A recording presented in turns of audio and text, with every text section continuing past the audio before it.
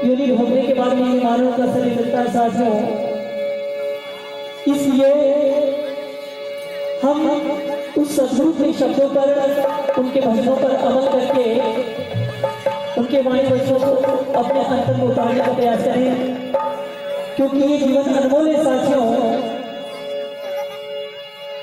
इसलिए हम जितना हो सके अच्छे से रहें, भाईचारे से रहें, प्रेम से रहें, उस परमात्मा का नाम लेते रहें, क्योंकि यही साथ हो जाएगा और साथ कुछ नहीं जाएगा साथियों।